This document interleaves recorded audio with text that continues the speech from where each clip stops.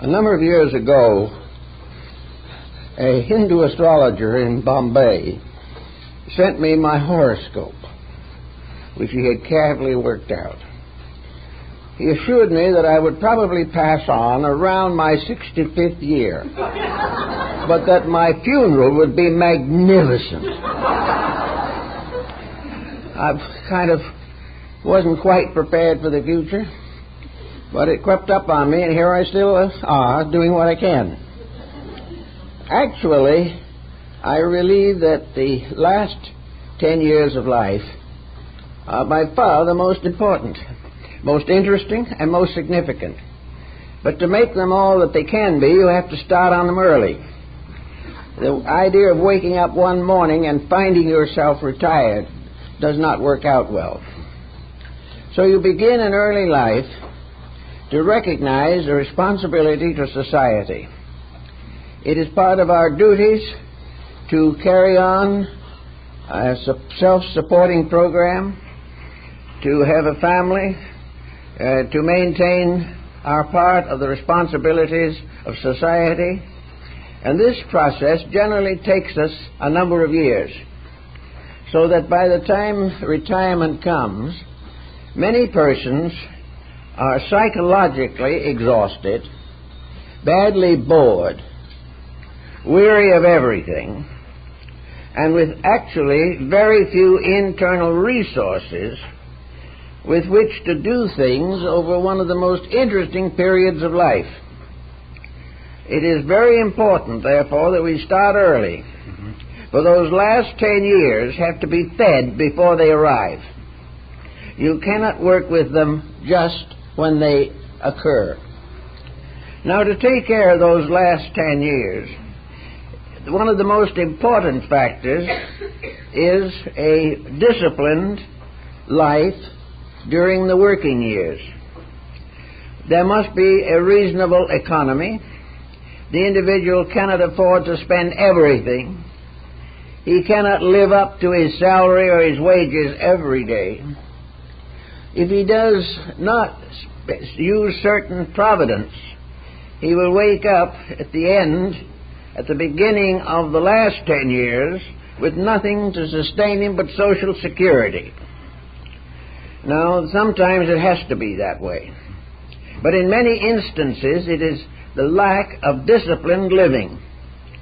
Now, self-discipline is getting to be very unpopular, but it is still one of the most important experiences of human life. Self-discipline helps us to control our dispositions, our appetites, our attitudes. It helps to make us more valuable to other people and more important and significant to ourselves. So discipline can start by the time we get ready to go to school. It can more or less give us a basic program upon which to build. It can point out to us that our career is for a reason, that we are doing something because we have opportunities and responsibilities. And most of all, we have responsibilities to society, and if these are promptly and carefully met, life itself will be far more interesting and important. Too many young people today are starting out bankrupt. They do not even wait till middle life to lose. They lose almost immediately. They live beyond their means from the day they take the first job. They reach a point where they get a little raise, and then they have to have a swimming pool. Then they have to move into a larger house. Then they have to do more social entertaining, join clubs, do things of this kind, buy the most expensive furnishings and clothing, lay aside a tidy sum for alcoholic refreshments, and in these days, nearly go into bankruptcy every week on narcotics alone. Now, with this program, if the person lives to those last 10 years that are significant, he will arrive there not only impoverished, but sick, and more or less forgotten and ignored by the people he used to call his friends. So the start is to put aside something for those days when you can enjoy it most and when you would best have it. If, therefore, during the years of work and activity, you can build up at least a moderate financial reserve. Then there are many things you can do in your retirement years that otherwise would not be possible. It's not nice to wake up with all kinds of hopes and wishes and no way of satisfying them. Now, it may not be that these activities are the primary purpose in your personal cases, but they have to also play a part, especially in times of inflation. So we start in by planning a life rather than having a series of accidents. We plan it from the beginning. We have some kind of a course we intend to steer. And it is high time that education stepped in and helped us to make this plan a reality. The plan begins probably with the job. It begins with the reason for the education and the specialization that the individual has adapted.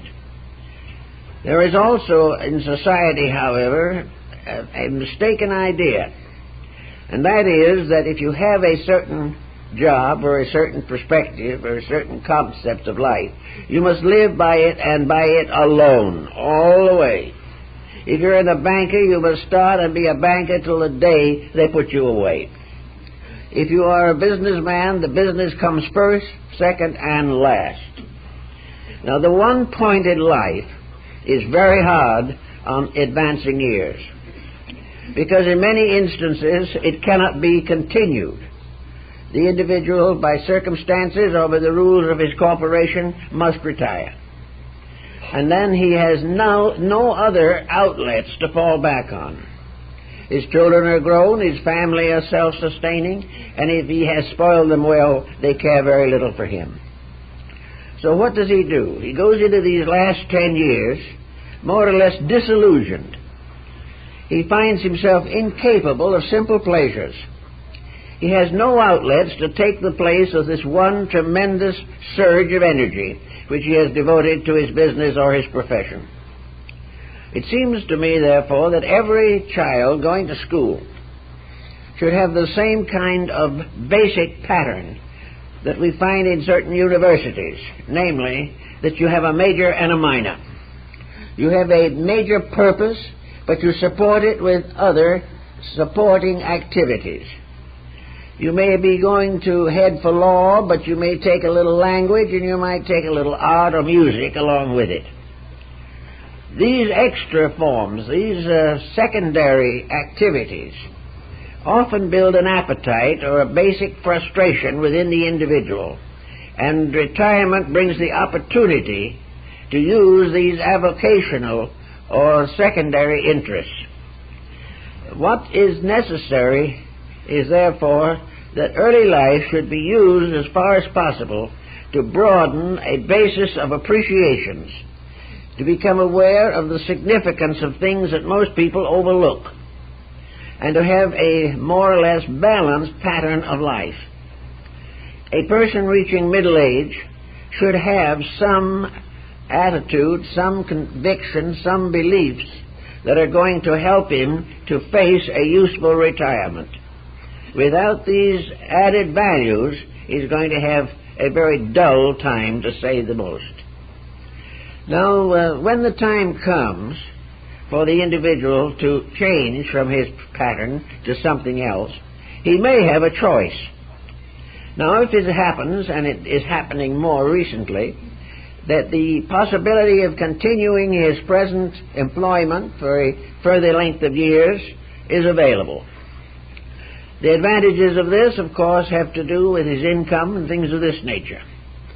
But also, if he has no other interest, prolonging his natural vocation may keep him alive, may give him a continuity of purpose, for the job disciplines him and makes it necessary for him to keep rules which otherwise he would break and continue contacts which he might otherwise neglect. So if this choice is available and the person has no other interest, then it is probably wise for him to continue a little longer or as many years as he feels he can handle the situation. I began quite early in life with many avocational interests, and I have found that all of them have contributed to one general attitude toward life. I have so many hobbies I can't even count them. And yet with all of them, there has never been any confusion or interruption in the projects with which I was concerned. These various sidelines are moments of relaxation. They shift the mind into another channel. They relax us away from a dismal, immediate problem. And they also give us constant opportunity to mingle with other persons who have also subsidiary interests. In other words, every hobby is somebody else's major purpose for living. And by cultivating hobbies, we enlarge friendships, we meet interesting people, we come in contact with interesting projects, and in all we have a fuller and better balanced life. The life that is all one-pointed is not a good one. It doesn't help much. Now, up to recent years, this problem of a monotonous life had very strong interest for women. They had not been generally as active in public affairs or in avocational interests. I know years ago I've asked many, many women what their hobbies were. And most of them have answered instantly, their children. This is an interesting answer, but it is a substitute that is not genuine. Children are not a hobby. Children are something that is very much more significant and very much more permanent as a responsibility. Hobbies you can neglect for a while, children you cannot. Therefore, in the life of a woman, a hobby should not simply be parenthood or marriage. It should be interest in art, music, literature, civic matters, all kinds of outlets by means of which the person develops a balanced attitude toward living. A balanced attitude also strongly conditions an opinion on any particular subject. The individual who is too wound up in themselves has very little interest in other people. The person who has a dogmatic attitude loses association with anyone who will not agree with him. So by degree, intensities overcome the natural tendency to be a social animal. We are not able to meet other people because we have locked ourselves against any ideas that they may have. And if, as is quite often, our own ideas are very limited, life gets smaller and smaller, and by the time we reach retirement, it is very small indeed. So all the way along, we begin to plan for what we're going to do later. And now, more than ever before, the probabilities of later loom to us as a great and reasonable likelihood. 100 years ago, very few people lived past 60. Then a few of them broke through into 65, and there was a great deal of excitement in the world when population longevity statistics indicated that we had reached the 60 years and 10 referred to in the Bible. Now this pattern is much larger and the interest much more widely diffused. Today the probabilities of reaching not only 70 but 80 are by no means exceptional. And it is quite possible that the average person retiring from business at 65 can have 20 years of life ahead. Assuming that there may be some limitations upon activity, especially in the closing years of this extended life, there is still a tremendous amount of time in which to do important things. Now, what are important things? Well, here again, the personality has much to say with it. I think one of the things that is necessary to all forms of important life is a firm, basic religious conviction. If we believe we are here for a reason, and if we believe that we are here to help each other, and if we believe we are here to be part of the building of a better world, we can face the future with greater enthusiasm than those who have no such internal resources. So a little idealism and a little conviction about the reason for a personal existence These will help greatly to give strength and purpose to advancing years. Without something of this kind, it becomes comparatively bleak. The next point that I think we should consider is special training as we go along through life. A hobby should be something that disciplines us. It should be something that also contributes to the building of character or to the manifestation of submerged potentials within the person. A hobby which is simply a time killer is not worth having. And probably this is true of a great many people today who spend practically all of their spare time in front of a television set. People doing this are cheating themselves of those years that are coming up, because the individual who has no intention of thinking seriously on any subject is going to reach retirement in a pretty empty condition. It is not the proper thing simply to use relaxation, rest, or vacations simply to waste time, to do things that mean nothing to the individual and may actually prove a detriment to his character. So whatever time we have, whether it be during the working years or in the retirement period, whatever time we have, we should use to do something that is meaningful. Now, this does not mean drudgery. It doesn't mean that we have to go around worrying about the future or something of that kind. It means, however, that we should spend this energy as far as possible helping ourselves to grow up, helping ourselves to be more of ourselves than we were before, that we may call upon latent talents and abilities, that we may strengthen interests and attitudes, that we may correct mistakes of character, that we may train and censor memories. All of these things help to prepare for that time when we should have a very serious and useful span ahead. I've talked to a great many people recently, and most of them say they're tired, that they can't handle any more responsibility. But when they begin to think of their own life as a responsibility that they can't handle, they're going to get into trouble. Most people are not weary, worn out, tired out. They're bored. The things they are doing do not interest them. The projects which they have undertaken, which may have been wrong in the first place, do not come out as they hope, and then there is discouragement. The individual who starts a project should know enough how to finish it, but most people do not. They expect heaven to intercede or miraculous providence to make sure that a business will succeed, even though it is badly managed. So all these problems come into focus in the course of daily living, and they all point their way, little by little, to the time when we have to live with ourselves, when it is no longer possible for us to simply continue making mistakes and forgetting about them.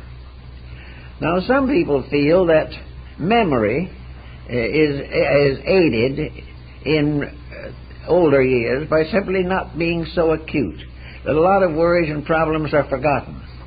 That is partly true, but I've observed that unfortunately a memory that forgets is most likely to forget the good things first and leave the individual more or less bound into mental habits that are most discouraging. A bad memory can also lead to very serious complications in living, in thinking, and in human relationships. So it is not an escape. It may to some degree be an inevitable indication of advancing years, but it is not something to be cultivated as a means of forgetting problems. They just don't forget that easily. Another problem that we have when we go along is to try to decide what we would do if we could do anything we wanted to do. And this everyone should think about before they get to 50. What would they do if they could do anything that pleased them? That they could have any type of life that they wanted within a reasonable possibility or probability. There's no use wishing for something that is impossible, but that fulfillment of something that is attainable, some end that can be reached. This should be under consideration all the way through mature life. Mostly in business today, the person has not the outlets that he really enjoys. He is not doing the things he would most like to do. And that is one of the reasons why we are having so much problem with labor and so much tendency for society, business, and economics to deteriorate. It is because people are not basically keyed to that type of thing. The building of a vast economic empire was not the real reason for human invention or human life. It is something that has been forced upon us by the congestions of populations and the needs for food, clothing, and shelter. So we have to try to find out what is lurking in there. One person I know who did a very good job of it took up watercolor painting at the age of 68, and at 78 won a national prize. Another took up sculpturing past 70 and ended by having permanent pieces in the Luxembourg in Paris. These people had always wanted to do these things but never could do them. The great problem here is, have you ever wanted to do them? Have you ever really wanted to do things sufficiently to train yourself, work for it, use your time and energy for that type of cultivation, rather than what is commonly called relaxation, which is a more or less complete mental and emotional inertia? On this basis, the getting ready for the older years means that you're going to have more and more time to do the things you want to do. One person I knew also was a botanist. Amateur botanist, never got any further than naming and studying, read several books on botany, enjoyed it very much. And then after 2 children married and left and went away, and the husband died, this woman became more and more involved in botany. At the same time, however, she had to make a living, so she still held a job, but her heart and soul were in botany. When she was over 70, she began the compiling of a great book on herbal medicines and botany. It wasn't published during her lifetime, but it was later published. And this made a career that was a fulfillment of a great, lengthily held conviction of importance. So everyone can do something that is important if they want to. Now, several people also that I know think of retirement as a period in which they should be entertained in some way. They should be surrounded by interests that are pushed on them, that they should have other people doing things to make them happy, that they should not be forced to make decisions of their own, but should rather go along and let other people carry them to the end of life. This is another failure, because today people just are not willing to help a person who is not willing to do anything on their own accord. It is far better for the individual to help himself than to wait for other people to take care of him. After consideration of this thing, I've kind of gone back and looked myself over a little more to see what was happening. I remember very well that the doctor who brought me in, who I knew as a very small infant, Dr. Lapp, a medical man about 7 feet tall in Canada, who always wore a tall derby hat and smoked a terrible cigar. He looked at me one day and he said, "I don't know how you're going to live, or how long you're going to live, because of the symptoms and symbols that came in your arrival. Cesarean, prenatal, all this type of thing, glandular complications, other oddments. But he says, I can tell you one thing, whether you live a long time or not, you're going to be over 6 feet tall." So he was right on that point. And he also was more or less of the type of thinking that where health is not a basic commodity available, where you have to do the best you can with what you have, there is never the feeling that you're going to be a centenarian. It just doesn't seem that way. But I'm waking up now. I'm not a centenarian, and I still don't expect to make it. But I am finding that I have years that I hardly realized I would have. And looking back over them, I realize that these years have been very interesting years. If, for instance, we block out everything before my 65th birthday and say that I have lived certain things since then. I think I've had a very valuable and interesting experience. First of all, I've had things I've always done and always wanted to do that are not forced on me by anyone else, but are arising from convictions within myself. Those go on just the same. A doctor I know who had a family practice continued to be in active practice until he was 98 years old. Well, he had a practice that permitted it. He had a job that he could do that way. And I've had a job that I could do my way. But also in the problem, looking it over, I find that has been a great deal of living that has been the most interesting and vital experiences of my life. During this particular period of time, I have made 5 long journeys outside of the country, 3 to Asia and 2 to Europe. During this same period of time, I've advanced every hobby and attitude that I have, and have still maintained a regular program of production, best maybe not as fast, not as quickly, but still with reasonable ease. I've enjoyed these years tremendously, and I have seen a lot of dreams that I had come true in these years. If I dropped out, I would never have known whether they came true or not, and if I hadn't had them, there would be no possibility of their working out constructively. So I think there are all kinds of things that people can do and should be doing all the time to make life a constant challenge for growth and greater experience. And these experiences all have something to do with letting out the internal that is within ourselves. I think today, if people realize it, they could be much more valuable to each other if they'd be quiet for a minute and remember what has happened to them and how they handled it and how their friends have met the problems of life. We could all learn from each other, and we can all learn from ourselves, from the mistakes we have made, from the decisions that have affected our characters and careers. There is no reason why the individual shouldn't roll up his sleeves at 70 and say, here we go.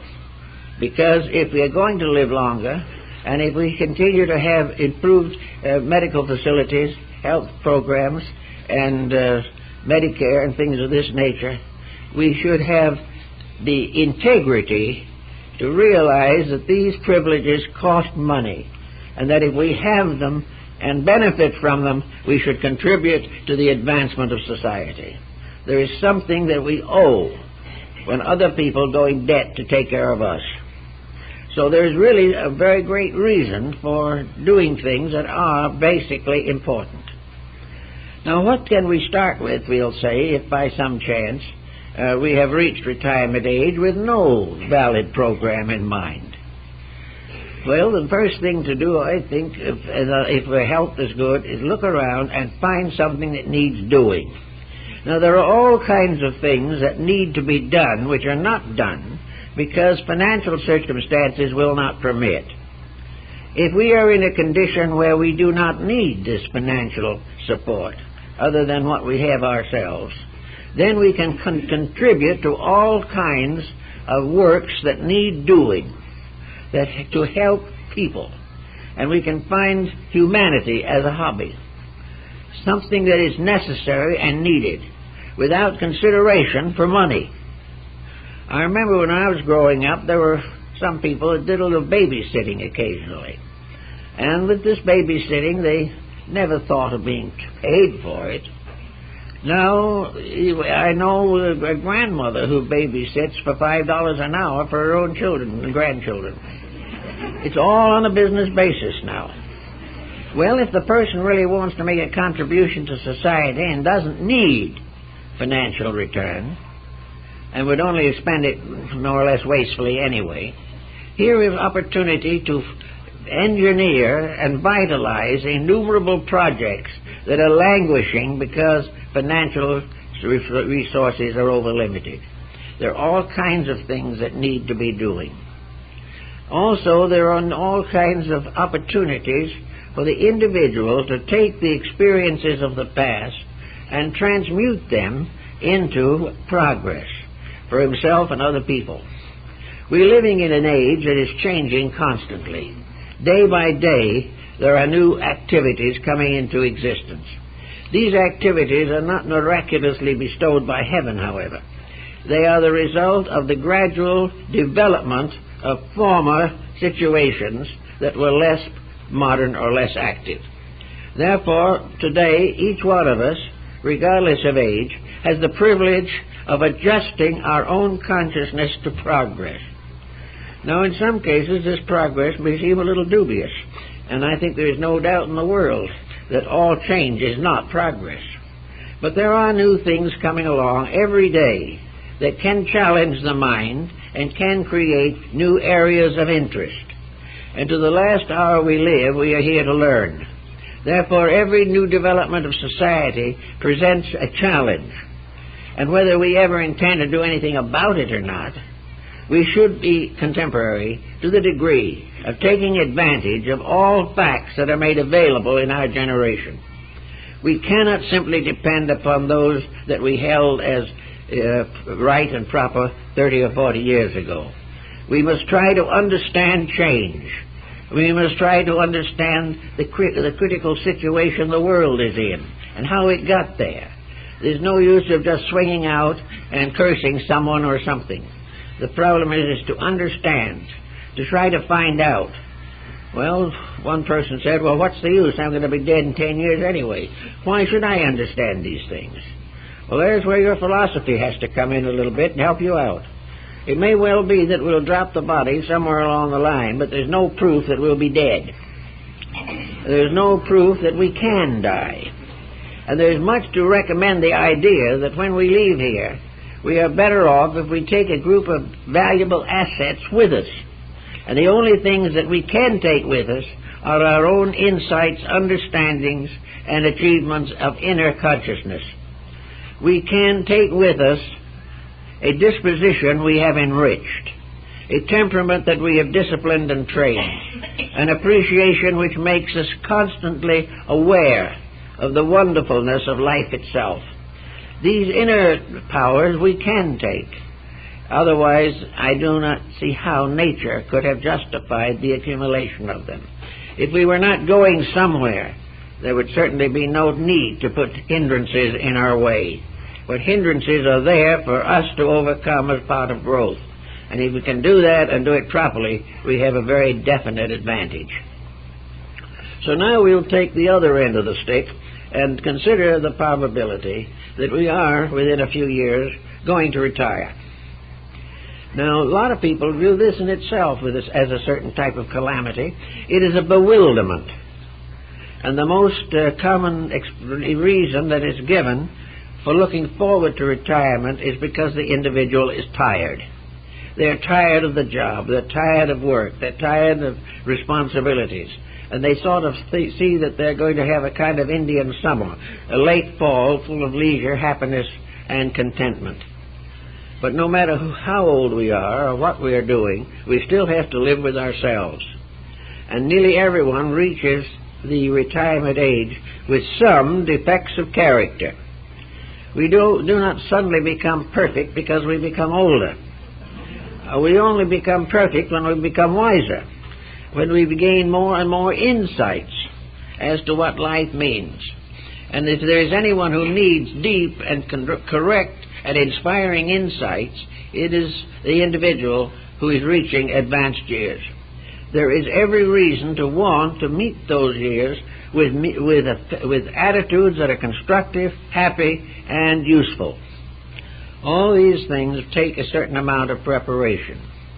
Therefore, let us assume that having come to this point in life, that we estimate what our own internal resources are. Sit down quietly and say to yourself, what am I going to do when this time comes? What am I really going to do? Am I going into a condominium? Am I going to go into a community retirement plan? Am I going to wait until there's a vacancy in some unit I have my mind on? Am I expecting to go with my children? What am I planning to do? What is it all going to be? And is there any probability that it's going to be the happy and wonderful state we've looked forward to? No one seems to be very sure about these things. But when the time comes, the individual has a tendency to be lazy. They have a tendency to say, well, I don't have to worry anymore. I can get by. I can't do much of anything, but there's not much of anything I want to do. So in these conditions, they sort of settle back and gradually rusticate into oblivion. This has not much real advantage. The individual who thought they were going to be blissfully happy isn't blissfully happy. They're bored. They're tired. They form all kinds of artificial interests to keep them busy. And these artificial interests, they know themselves are not real. Therefore, they do not do a great deal of good. Out of this also, there comes a gradual breaking down of health. The bored person, the individual without any real pattern for life, is a good candidate for early illness. They have not kept up any discipline. They have not built for the future. And as the future becomes less and less interesting, they begin to wish they were out of here already instead of waiting a few more years.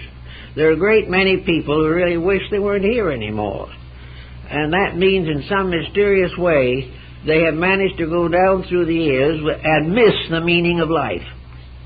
There is something to be done that needs the doing in order to cheer these people into a more correct and constructive relationship.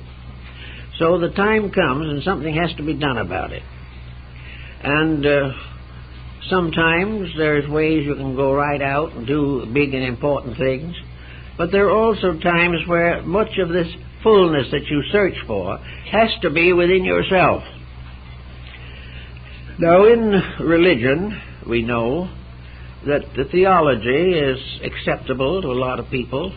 They believe as their parents believed, they believed as their ancestors believed, and they continue in this belief to the end of life. There is a certain strength in this believing, because at least they believe something. Whereas too many people come to these years believing nothing. They have no convictions on any reasonable subject. But in these people who are religiously inclined are gradually changing their attitudes toward religion. Little by little, the belief in the infallibility of theology is breaking down. We also become increasingly aware of the fact that religion is not something that can simply be communicated to us. It's not something that can be bestowed by baptism. It is something that has to develop within the person himself. In the Oriental world, there are meditational groups that meditate for divine guidance and light. And in India, of course, there is a kind of rule that at 65 years of age, the man or woman can retire from worldliness and devote themselves to preparation for life beyond. In other words, as they were brought into the world and grew up here as children, now they are going to go to another world where they also must grow up, where they must be prepared as far as possible for a different kind of life. And this different kind of life is indicated by meditational disciplines. The individual tries to discover the identity locked within himself. He tries to equate the values that he has assembled during his years of activity. Now, of course, if he hasn't equated much, if he hasn't given it much thought along the way, he will be at a disadvantage. But even so, in these years, there is what might well be termed a period which corresponds almost to Pythagorean discipline. The individual suddenly finds that it's just as important to put his own inner life in order as it was to educate himself when he was still a child in this world. Everything has to be prepared for. And in the older years, the contemplative life becomes more and more significant. It is almost inevitable that we should think about it, because we are quite certain that when we do finally depart from here, we're not going to be surrounded by warfare, we're not going to be surrounded by institutions of one kind or another, and we're not going to attend the international Minneapolis car racing. Nor are we going to watch from heavenly heights all the athletic teams and so forth, which we watch so carefully on television every day. We're going to have a different kind of world. But there must be a different kind of us inside of ourselves that can adapt to this, or we wouldn't be here in the first place. So the problem of readapting a point of view, of enlarging, mellowing, and deepening the realities of life can constitute a discipline. Now this discipline, as the Swami Vivekananda observed on one occasion, is not a meditation that is taken on for half an hour in the morning or 2 hours at night. The real discipline is the continuing realization of value all the time. And the constant exploration of experience to discover value. To see the world around us as a great symbolism, as a mass of figures and emblems bearing witness to eternal realities.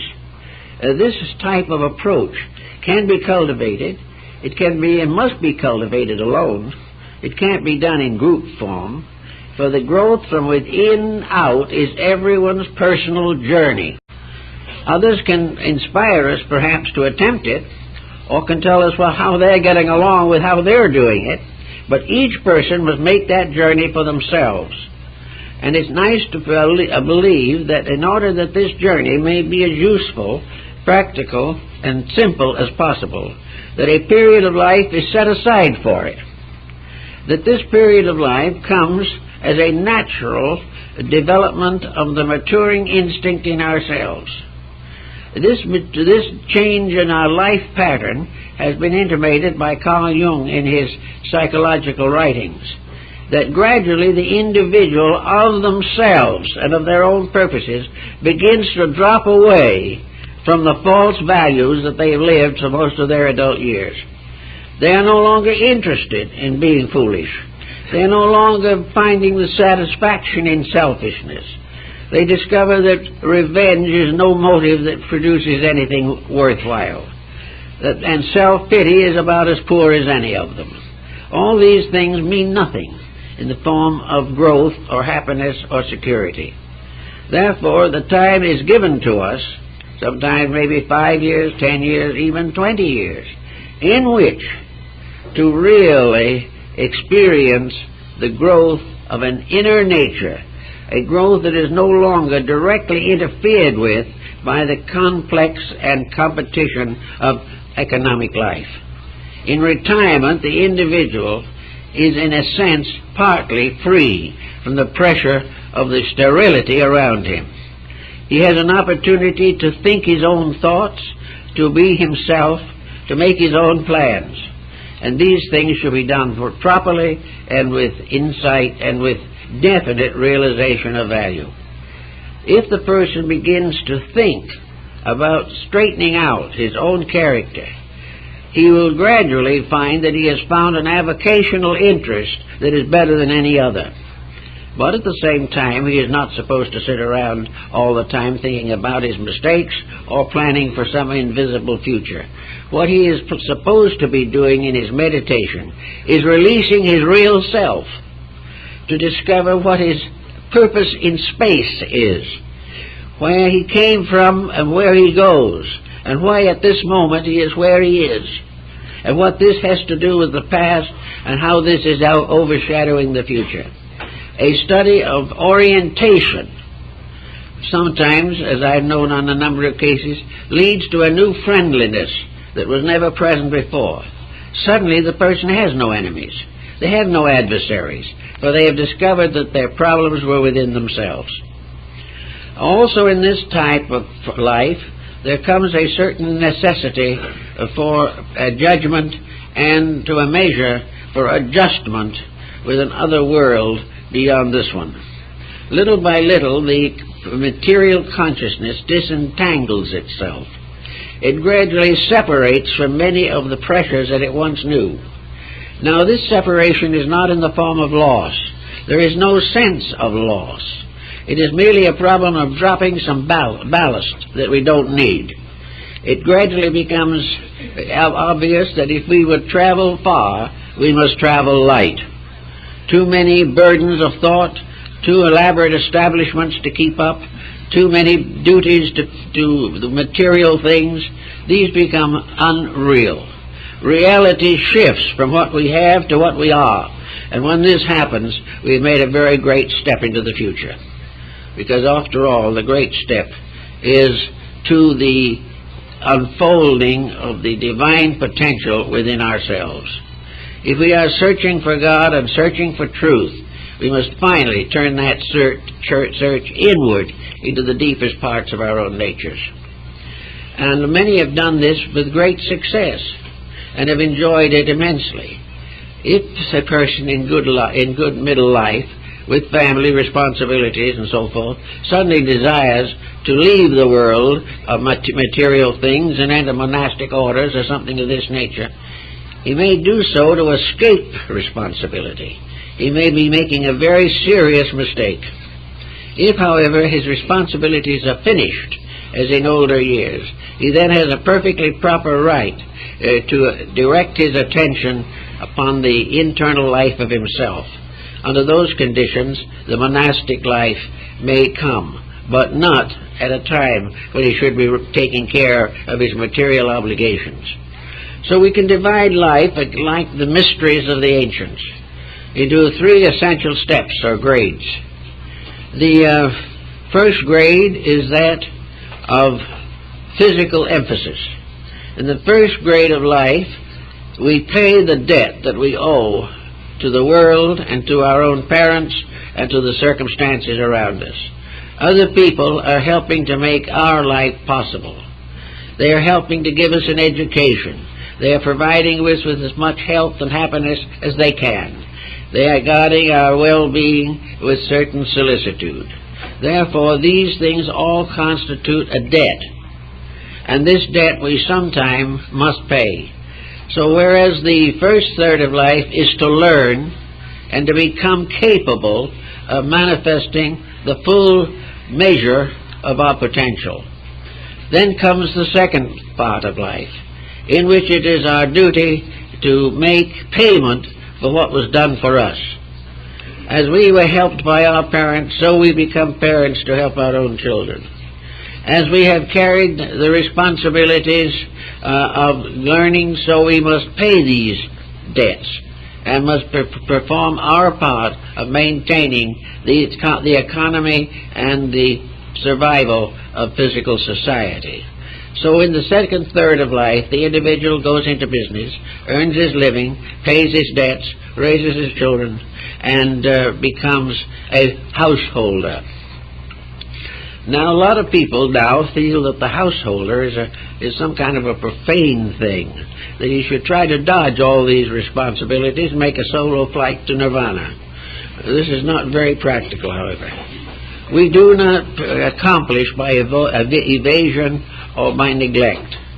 The development of the householder and his duties are just as sacred as any other part of life.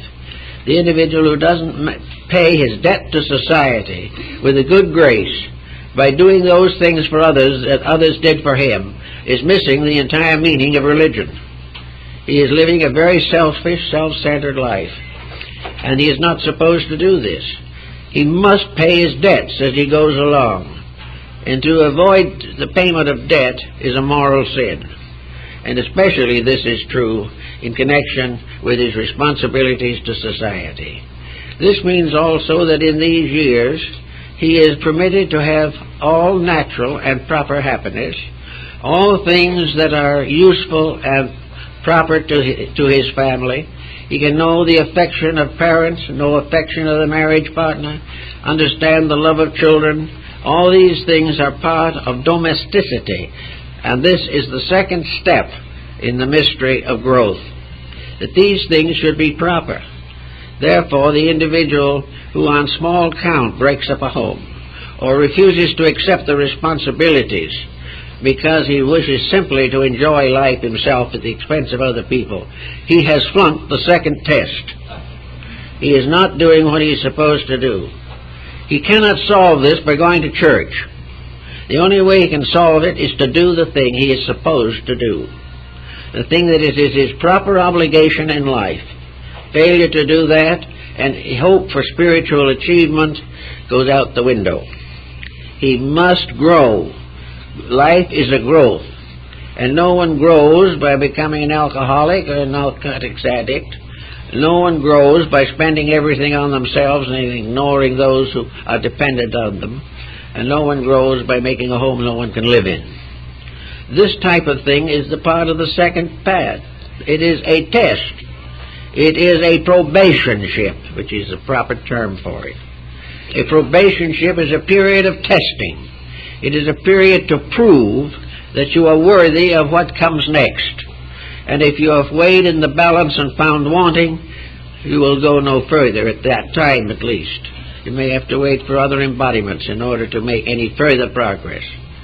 Because if we are obedient and faithful unto small things, we will be made masters over greater things. The tendency now is to forget the small things, ignore them, and make mad dashes for some kind of happiness that has little or no significance.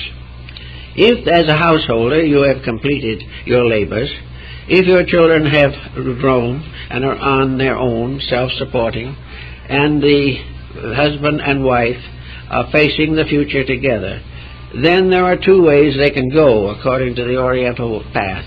One is to retire into a ashram, or go into a seclusion somewhere, or join a religious community, or settle down to the reading of sacred scriptures, or perform pilgrimage, or do anything that they feel is right, often including a dedication of service to orphans and to the parentless, those who have lost everything, to guard and help the suffering, to give peace to those in trouble, but absolutely no longer any emphasis upon self-achievement in worldly things.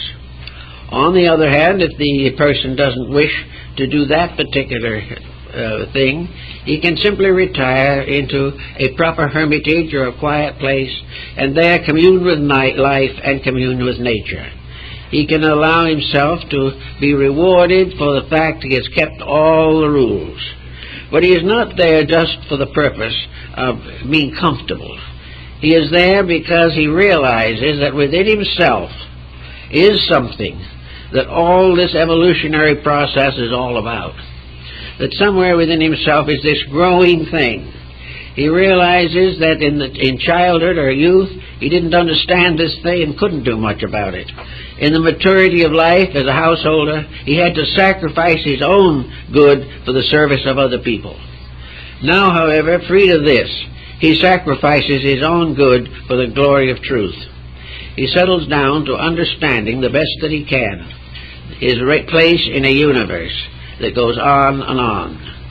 He wants to become adjusted to the divine plan, a plan which will always be a threefold plan.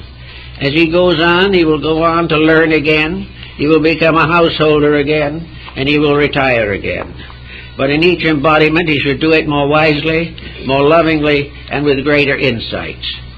Every decision of life depends upon insights brought forward from previous embodiments. As these insights improve and grow and strengthen, they are available to add more substance to future lives. Now, the person then becomes a kind of, integrated subject of life. Now, in our Western way of life, we can't probably do quite these things, and it may not be that we should, but we have not had the background training. We have not been brought up in a broad sense of responsibilities. We have not been taught from the beginning to develop our own characters. We have waited for other people to shape them for us. Also, in our various forms of employment, we have never really experienced the mystery of relationships. We have never really understood how the divine plan works out on every professional level, on every trade and business level, in every craft.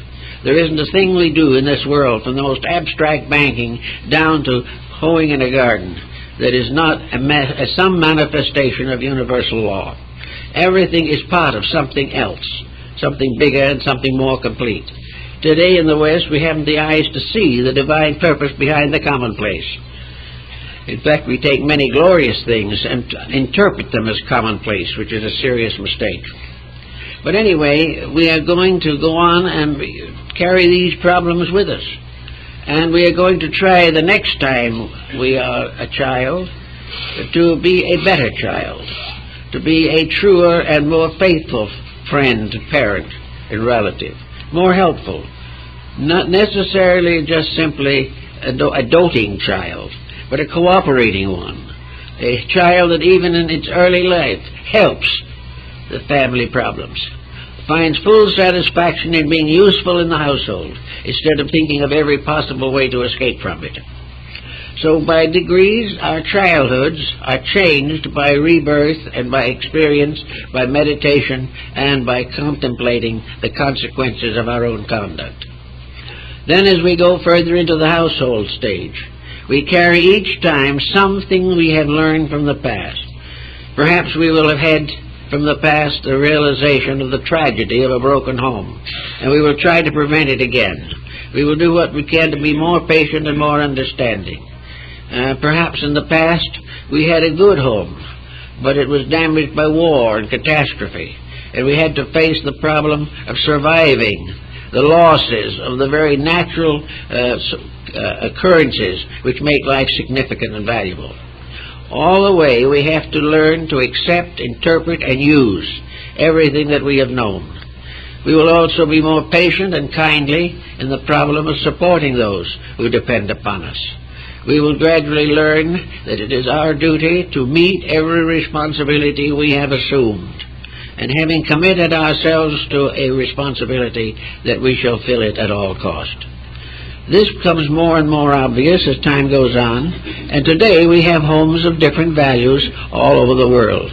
There are many wonderful homes in which those who have brought forward the experiences of the past have learned how to make a wonderful home. There are others which are very brittle and temporary and have very little substance because they are the result of a life still undisciplined, undedicated, and unaware of the realities. So finally, as it comes to the meditational part of life, we find various ways of working with these subjects. We find opportunities to help society. We help to help underprivileged nations, to take care of those burdened and in sorrow. And if our intelligences and integrities are sufficiently developed, we may be able to become in public a leader in some field of reform or revitalization of virtues. All these things are part of a cycle, and it is in the period after our retirement from the business world today that we really have a chance to think about these things. We have a chance to do our own dreaming, do our own building, and also to watch every day for opportunities to learn more and to understand better. We find out gradually that while we started out in life perhaps to criticize a lot of things that we didn't believe in, that by the time we retire, our tendency to criticize is considerably reduced. Probably what's good a rule on that is to come maybe in the maturity of our years to the realization that everyone, or nearly everyone, is doing the best he can for what he is. And it is that for what he is that there is the big catch in the question. We expect more from people than they are. That doesn't mean that they should not be more than they are. They should be. But if they have not achieved it, then from what they are, they move. And their actions are often very unpleasant. But we have to understand that behind all unpleasantness, there is a life locked in that unpleasant person that is just as beautiful and just as wonderful as that of the greatest canonized saint. It just hasn't come through. And we must try in all ways to recognize that what hasn't come through, we must encourage in any way that we can. And what we cannot encourage, we should suffer as quietly and patiently as possible. Now, another problem that confronts these older folks is failings of health. After a while, somewhere along the line, the body doesn't respond as well as it used to. The body, instead of being a vehicle, becomes a prison. And of course, we can look back, and many people do look back and realize that they helped to build that prison themselves. The failure of the individual to keep the laws of the physical health is just as detrimental to his body as his breaking the moral laws is detrimental to his morality. The body is a very useful instrument, a wonderful power, and it should be treated with as much natural respect as possible. Always served wisely, never spoiled. Always in every way possible, maintained as a priceless asset, something that has made it possible for us to have all the learning, all the thought, all the affection, all the progress that have been given to the world for thousands of years. We then say, well, if that's all true, why do we have so much trouble in this world? Why are people so often incapable of reacting to the better side of themselves? That, again, is a problem that we have to go back into rebirth to find the answer. There are some who are simply not grown up. There are a great many human beings in middle life today who are spoiled children. There are some who are just barely out of infancy, and yet they may consider themselves great people and hold public office. They just don't realize that maturity is not something that is measured in terms of years or in terms of the formal education or the business experience that we have. Maturity is an unfolding of value within ourselves. An individual who is mature does not do things which damage himself or others. He chooses his arts, his interests, his hobbies, his avocations, and his pleasures from among those things which are constructive, useful, and in some way advance his own aesthetic and moral conduct. Maturity, therefore, is something that you cannot measure in terms of physical years. And we have to recognize that every individual who falls short of basic integrities is immature. Every person who is selfish is adolescent. Every individual who finds pleasure in the sufferings of others is infantile. The things have to remain. These problems occur, but the wise person who is trying to grow tries to understand them and not let these delinquencies affect his own integrities. He must realize that because others are dishonest, this does not justify dishonesty on his part if he knows better. We must live on the level of our convictions. To compromise them is fatal. If we compromise them too much, we can destroy the mind, the emotions, and the body. If we neglect the body, it sickens. If we neglect the emotions, they become bitter and cruel. If we neglect the mind, it becomes critical and harsh. Therefore, to keep all these things in a good condition so that we can learn something every day and grow every day, we must watch and discipline our own conduct. And in the last years of life, we can pull all these strings together and make one solid pattern out of them.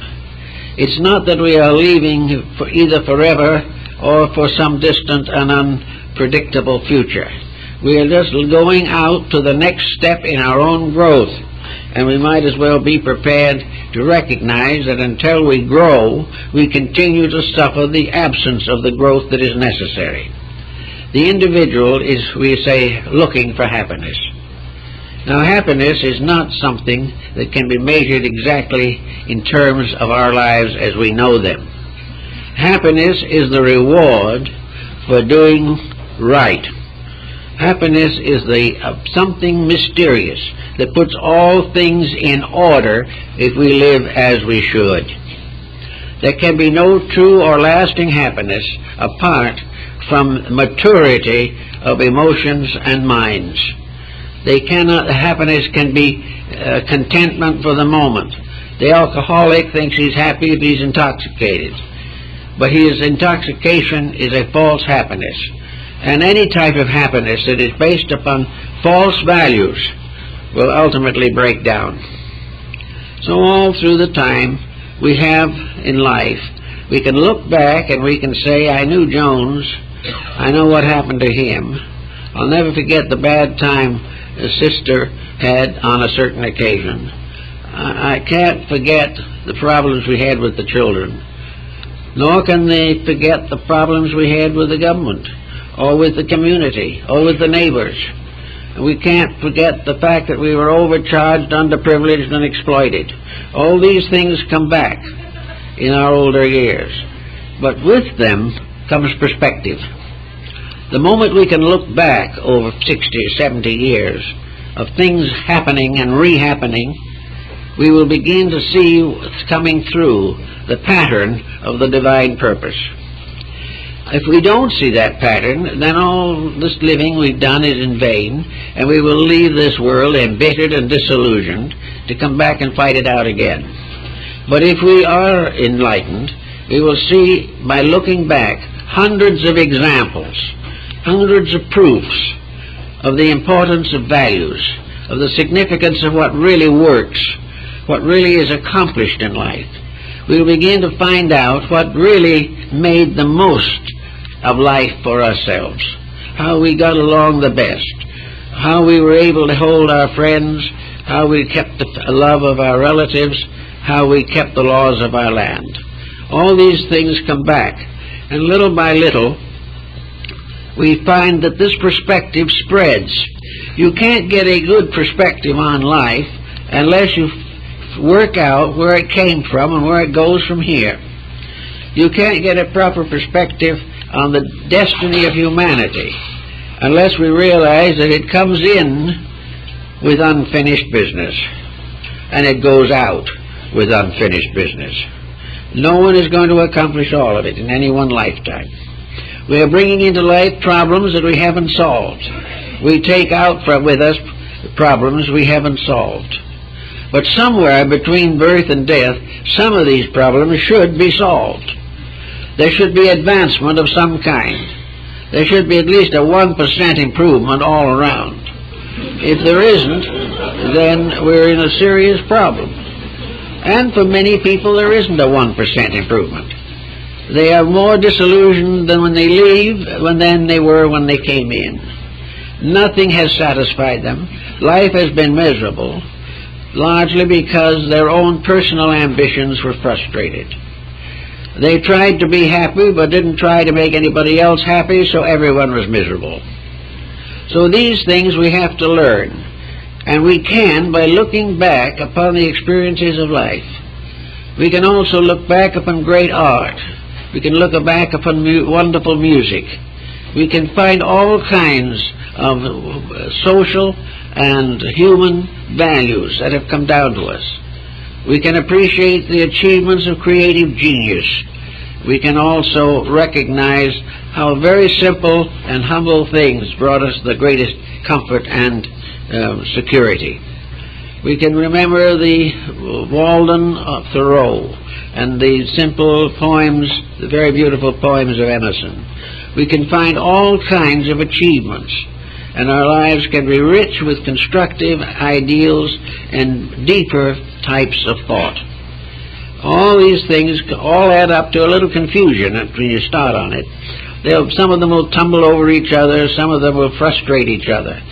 But out of a long life, there should come a pattern that is our pattern, and yet at the same time is not really ours, because it is the pattern of everything that lives.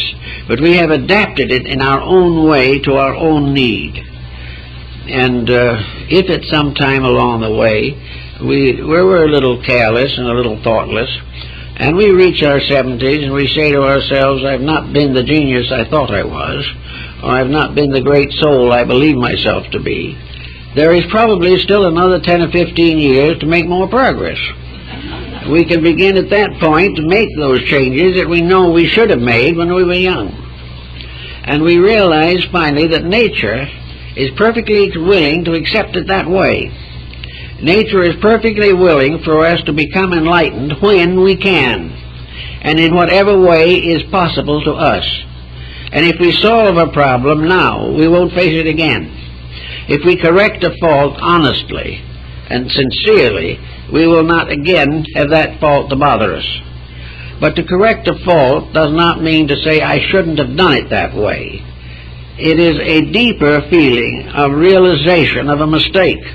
It is also a deeper recognition of what would be necessary to correct that mistake, and a resolution not to make that mistake again. Perhaps in the course of this type of reverie, if you want to call it that, you might pick up the telephone and talk to someone in a kindly way that you had not spoken to for 20 years, simply because you had a feud. But unless the thought of doing it better produces some kind of tangible result, it is apt to be forgotten. It is apt to be passed over lightly when the times of testing come.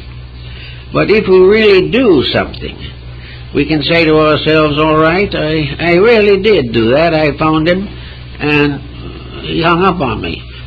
He wasn't at all interested in renewing the acquaintance. Well, when he hung up on you, that was his problem. When you phoned him, that was yours. And the fact that you tried and sincerely made an effort to the point of doing something, there was a certain tiny modicum of advancement here. There was something that's a little better, and you have overcome a deficit in your own nature. Now, there are large deficits and small ones. One of them, the common kind that we find a lot, is difference of opinion in religion.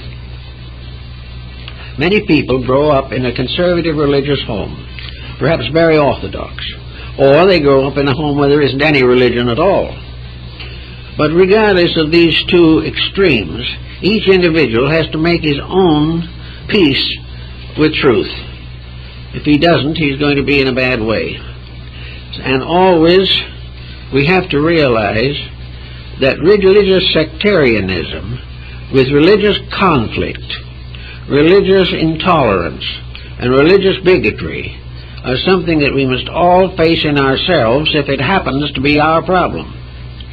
If we have a kind of mind that is unable to go over the boundaries of our own creed, to see good in anything else or anyone else, or we begin to think of ourselves as saved because we have a belief, whereas somebody else with identically the same belief isn't saved because he doesn't belong to our faith. This type of thinking is something else we have to get over. We have carried religious intolerance in this world for thousands of years, and it is obvious from experience that it is one of the difficult things to get over. It is something that it has taken ages to get even to the point where we are now. Therefore, it's true, and something we have to face, that unless we are able to do better, unless we are able to overcome these intolerances in ourselves, the religious conflict will go on to the end of time. But if we begin to correct ourselves, the conflicts will cease. Therefore, wherever we see a social evil, something that is wrong in society, and we recognize that it is wrong, then we must try to cease practicing it ourselves. We must not add to that which obviously is a desperate dilemma for humanity. We have crime, we have war, we have all these things that prove that the human race has not yet outgrown deficiencies within itself. If it has these deficiencies, it is quite possible that each of us share to some degree in these deficiencies. We also, very likely, have not come to a dynamic solution of problems.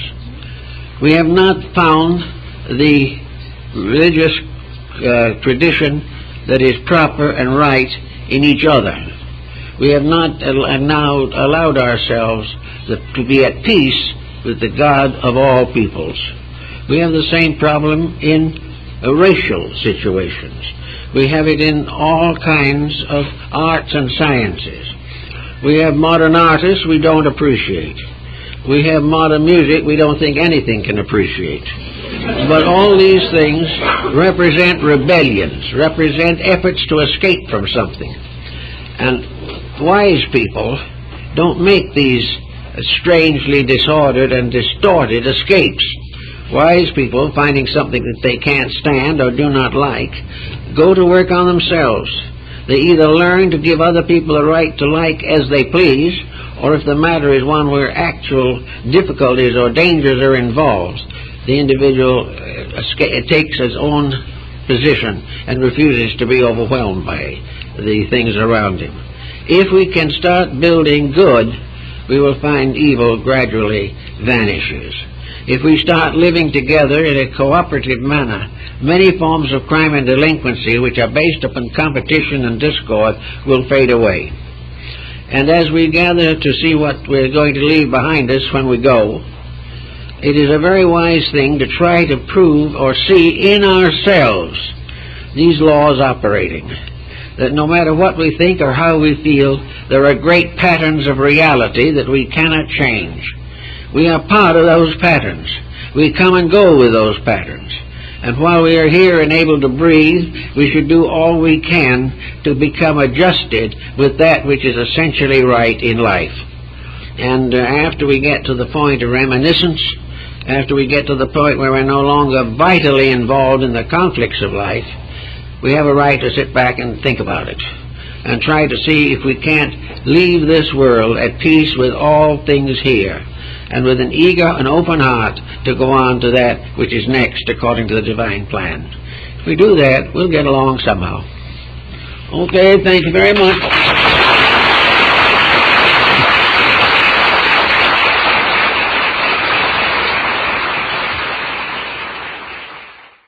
When you can enjoy it most and when you would best have it. If, therefore, during the years of work and activity, you can build up at least a moderate financial reserve, then there are many things you can do in your retirement years that otherwise would not be possible.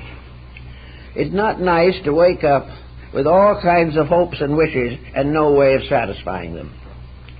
Now, it may not be that these activities are the primary purpose in your personal cases, but they have to also play a part, especially in times of inflation. So we start in by planning a life rather than having a series of accidents. We plan it from the beginning. We have some kind of a course we intend to steer. And it is high time that education stepped in and helped us to make this plan a reality. The plan begins probably with the job. It begins with the reason for the education and the specialization that the individual has adapted. There is also in society, however, a mistaken idea, and that is that if you have a certain job or a certain perspective or a certain concept of life, you must live by it and by it alone, all the way. If you're a banker, you must start and be a banker till the day they put you away. If you are a businessman, the business comes first, second, and last. Now, the one point in life is very hard on advancing years, because in many instances it cannot be continued. The individual, by circumstances or by the rules of his corporation, must retire. And then he has no other outlets to fall back on. His children are grown, his family are self-sustaining, and if he has spoiled them well, they care very little for him. So what does he do? He goes into these last 10 years more or less disillusioned. He finds himself incapable of simple pleasures. He has no outlets to take the place of this one tremendous surge of energy which he has devoted to his business or his profession. It seems to me, therefore, that every child going to school should have the same kind of basic pattern that we find in certain universities, namely, that you have a major and a minor. You have a major purpose, but you support it with other supporting activities. You may be going to head for law, but you may take a little language, and you might take a little art or music along with it. These extra forms, these secondary activities, often build an appetite or a basic frustration within the individual, and retirement brings the opportunity to use these avocational or secondary interests. What is necessary is therefore that early life should be used as far as possible to broaden a basis and can start by the time we get ready to go to school. It can more or less give us a basic program upon which to build.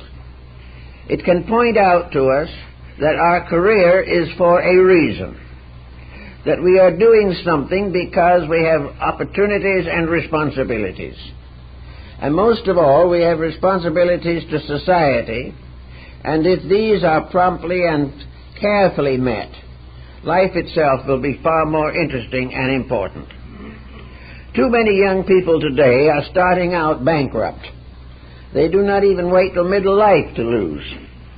They lose almost immediately. They live beyond their means from the day they take the first job. They reach a point where they get a little raise and then they have to have a swimming pool. Then they have to move into a larger house. Then they have to do more social entertaining, join clubs, do things of this kind, buy the most expensive furnishings and clothing, lay aside a tidy sum for alcoholic refreshments, and in these days nearly go into bankruptcy every week on narcotics alone. Now, with this program, if the person lives to those last 10 years that are significant, he will arrive there not only impoverished, but sick, and more or less forgotten and ignored by the people he used to call his friends. So the start is to put aside something for those days badly bored, weary of everything, and with actually very few internal resources with which to do things over one of the most interesting periods of life. It is very important, therefore, that we start early. For those last 10 years have to be fed before they arrive. You cannot work with them just when they occur. Now, to take care of those last 10 years, one of the most important factors is a disciplined life during the working years. There must be a reasonable economy. The individual cannot afford to spend everything. He cannot live up to his salary or his wages every day. If he does not use certain providence, he will wake up at the beginning of the last 10 years, with nothing to sustain him but Social Security. Now, sometimes it has to be that way. But in many instances, it is the lack of disciplined living. Now, self-discipline is getting to be very unpopular, but it is still one of the most important experiences of human life. Self-discipline helps us to control our dispositions, our appetites, our attitudes. It helps to make us more valuable to other people and more important and significant to ourselves. So discipline.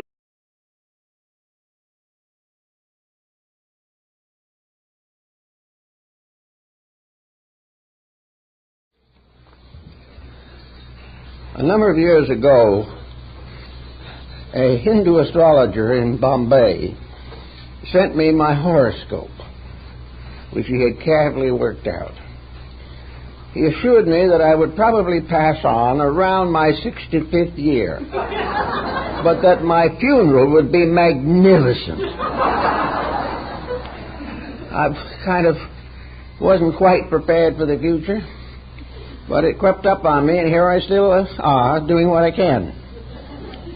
Actually, I believe that the last 10 years of life are by far the most important, most interesting, and most significant.